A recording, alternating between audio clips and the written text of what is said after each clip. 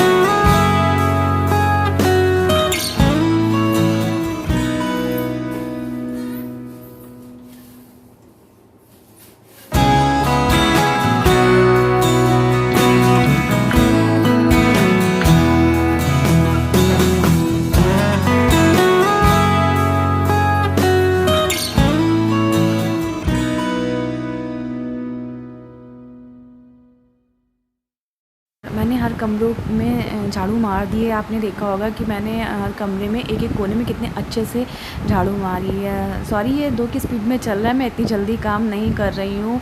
और अगर आप यही हाउस हेल्पर लगाएंगे तो वो इतने अच्छे से काम नहीं करेंगी, और आपके पास कहाँ टाइम है कि हाउस हेल्पर के साथ खड़े होके करवाइए। इसीलिए मुझे हाउस हेल्पर का काम नहीं समझ में आता है। अपने आप कर लीजिए काम, वो ज़्यादा अच्छे से होता है और बिल्कुल क्लीन होता है। और देखिए मैंने जो झाड़ू लगाई थी उसके पास जो डस्ट आई है, तो मैंने देखिए सोफ़े के कवर को, एक सोफ़े के कवर को अच्छे से झाड़ के और अच्छे से उस पे सोफ़े पे डाल के मैंने अच्छे से एक चीज़ को बहुत अच्छे से क्लीन किया है। मैं ज़्यादा अच्छा बोल रही हूँ, आप लोग कह रहे होंगे और कितने अच्छे से क्लीन किया है।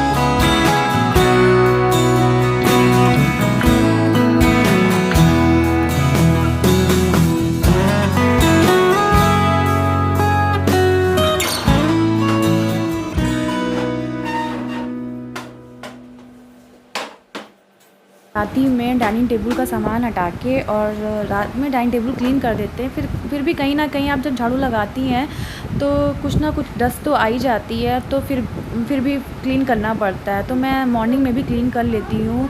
और टीवी पर कभी भी आप कॉलीन या गीले कपड़े से टीवी को कभी मत साफ़ करिएगा, क्योंकि उससे टीवी ख़राब होने का डर रहता है।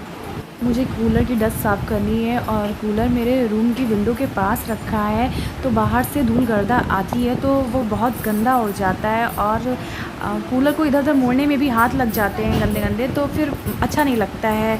तो वीक में मैं 2 बार कूलर को भी अच्छे से क्लीन कर लेती हूँ, सारी डस्ट अच्छे से साफ़ कर लेती हूँ।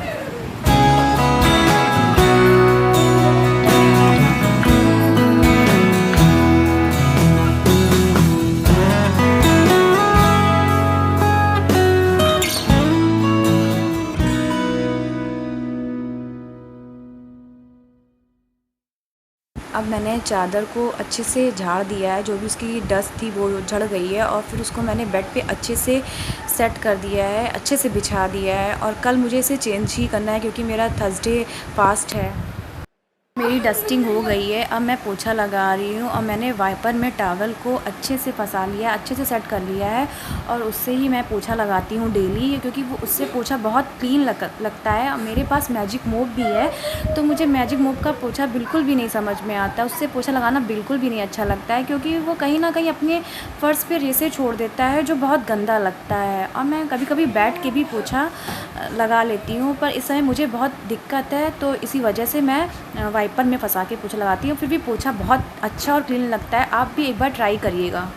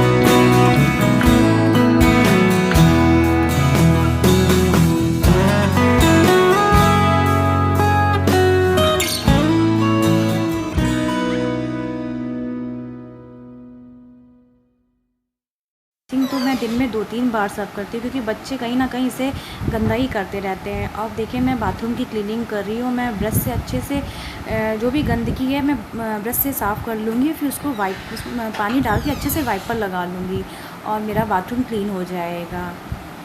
बाथरूम की डीप क्लीनिंग का ब्लॉग जल्दी ही डालने वाली हूँ, कि मैं बाथरूम की डीप क्लीनिंग कैसे करती हूँ।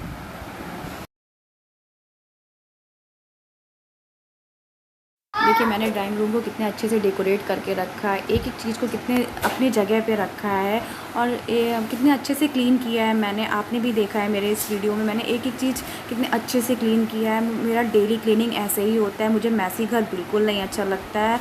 और मतलब घर में अगर सफाई रखेंगे तो उसकी बात ही अलग है। वो मैं हमेशा सेंधा नमक डाल के ही घर में पोछा लगाती हूँ, क्योंकि उससे कुछ अलग ही घर की रौनक रहती है, अपनी अलग ही बात रहती है। और वास्तु के हिसाब से भी घर में आप जब भी पोछा लगाइए तो उसमें सेंधा नमक थोड़ा सा ज़रूर डाल दीजिए। और ये देखिए मेरा बेटा और बेटी तो पढ़ रही है, बेटा तो टीवी देख रहा है, तारक मेहता का उल्टा चश्मा। ये टीवी का बहुत बड़ा दीवाना है। और मैंने देखिए बाथरूम भी क्लीन कर दिया है, और मैं डेली ये ऐसे ही क्लीन करती हूँ अपने बाथरूम को। और आज का ब्लॉग कैसा लगा प्लीज़ कमेंट्स में ज़रूर बताइएगा।